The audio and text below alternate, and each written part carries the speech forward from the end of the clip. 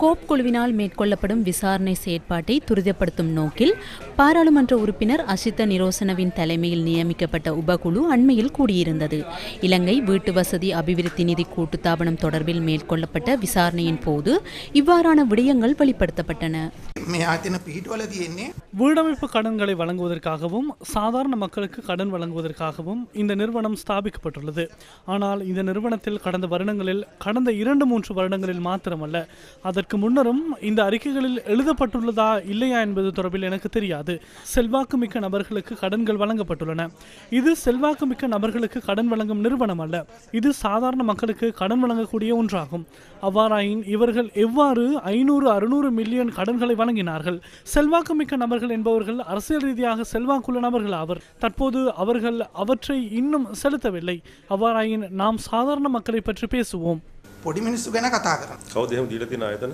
බිම්පුත් finance company. කොච්චරද දීලා තියෙන්නේ? මූලික වශයෙන් ஆரம்பத்தில் 250 மில்லியன் ரூபாய் வழங்கப்பட்டுள்ளது. தற்போது அதனை செலுத்தாத காரணத்தினால் வட்டி அதிகரித்து 430 மில்லியன் ரூபாய் வரை அதிகரித்துள்ளது. කොයි දීලා තියෙන්නේ? ඒතකොට ඒක අය කිරීම සඳහා මොකක් ක්‍රියාමාර්ග අරගෙන තියෙනවද? பிம்புத் சமாகம பிம்புத் நிறுவனத்தை கலைப்பதற்கான உத்தரவினை நீதிமன்றத்தில் பெற்றுள்ளோம். அதற்கமைய செயற்பாடுகள் தற்போது முன்னெடுக்கப்படுகின்றன. அது தவிர இங்கு தயா குரூப் நிறுவனத்தினால் எமக்கு கோஆபரேட் உத்தரவாதம் வழங்கப்பட்டுள்ளது. அது தொடர்பாக இந்த நேரத்தில் நாம் வழக்கு தாக்கல் செய்து தற்போது விசாரணைக்கு உட்படுத்தப்பட்டுள்ளது. மேலதிகமாக இந்த தயா குழுமத்திற்கு வழக்கு தாக்கல் செய்த சந்தர்ப்பத்தில் சம்பந்தப்பட்ட தரப்பினரால் எமக்கு அறிவித்தல் ஒன்று விடுக்கப்பட்டது. நிதியமைச்சிலிருந்து குறித்த தொகையை கொடுப்பதற்காக தீர்மானிக்கப்பட்டுள்ளதாக அதில் குறிப்பிடப்பட்டது. அந்த பணத்தை வங்கிகள் பெற்றுக்கொள்வதில் அவர்களுக்கு எவ்வித எதிர்பார்ப்பும் இல்லை என அது தொடர்பாக நாம் அமைச்சருடன் கலந்துரையாடினோம். அங்கே அந்த பணத்தை செலுத்துவதாக இருந்தால், செவனகல சீனி தொழிற்சாலையை பொறுப்பேற்பதாக இருந்தால் நீதிமன்ற உத்தரவின் மூலமாகவே அதனை பொறுப்பேற்றுக் கொள்ள வேண்டும் என்றார். அவ்வாறு நீதிமன்ற உத்தரவு கிடைத்தால் அதனை செலுத்துவதற்கான வாய்ப்பினை ஏற்படுத்துவது தொடர்பில் அமைச்சு மட்டத்தில் தற்போது கலந்துரையாடல்கள் இடம்பெற்று வருகின்றன. දැනට සාකච්ඡා සිදුවෙමින් පවතිනවා. තව ගෲප් එක ගත්තු එකම ණයයිකද තව නැත්නම් තව මොන හරි අරන් තියෙනවද? තව ආයතනයක්. ඔලිම්පස් එක ඔලිම්පස් කන්ස්ට්‍රක්ෂන්. ඒක මිලියන් කීයද? මිලියන 250ක් අරන් තියෙනවා. ඒතර මිලියන 350 250යි නේ. අය යුතු මුදල ඔක්කොම කීයද උඩ? பிம்புத் நிறுவனத்தில் சேர்ந்து வட்டியுடன் சேர்த்து தற்போது அது 546 மில்லியன் ரூபாய் வரை அதிகரித்துள்ளது. ஒலிம்பஸ் நிறுவனமும் தற்போது வட்டியுடன் சேர்த்து 328 மில்லியன் ரூபாவாக அதிகரித்துள்ளது. ප්‍රමාණය වර්ධනය වෙලා තියෙනවා. කියන්නේ මිලියන 900. அவ்வாறென்றால் 974 மில்லியன் ரூபாய் தயா குழுமத்திலிருந்து தப்பியுள்ளது.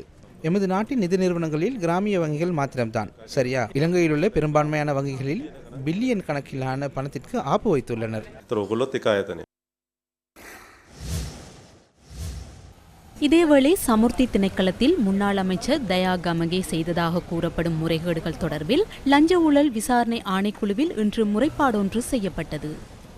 2019 ஆண்டில் ரணில் விக்ரமசிங்கவின் அரசாங்கத்தின் போது சஜித் பிரேமதாசவும் அந்த அரசாங்கத்தில் அமைச்சராக இருந்த போது அமைச்சர் தயா கமகே கணினி மற்றும் உதவியாளர்கள் போன்ற சில சட்டவிரோத நியமனங்களை நிரந்தர நியமனங்களாகவும் ஓய்வூதியங்களோடு சில நிரந்தர நியமனங்களை செய்துள்ளனர்.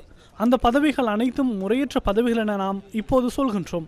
அமைச்சர் தயா கமகேவின் அறிவுறுத்தலுக்கு அமைய மேற்கொள்ளப்பட்ட ஒரு செயற்பாட்டில் இது ஒரு நிதி முறைகேடு என நாம் கருதுகின்றோம். தயா கமகே அமைச்சராக இருந்த போது அரசியல் பதவி உயர்வுக்காக ஒரு தேசிய விழா நடத்தப்பட்டது. அந்த காலத்தில் சமுர்த்தி மானியங்கள் அரசியல் ஆதாயம், அரசியல் உறவு முறைகள் மற்றும் அரசியல் பதவி உயர்வுக்காக மிகவும் ஒழுங்கற்ற முறையில் விநியோகிக்கப்பட்டுள்ளன. அது அரசியல் பதவி உயர்வுக்காகத்தான் என்று அப்போதைய ஊடகங்களிடம் கூறினோம். ஆனால் அப்போது யாரும் எந்த நடவடிக்கையும் எடுக்கவில்லை. அரசியல் ஊக்குவிப்புக்காக விழா மற்றும் பல்வேறு செயற்பாடுகளுக்காக சமுர்த்தி நிதிகள் தவறாக பயன்படுத்தப்பட்டுள்ளன.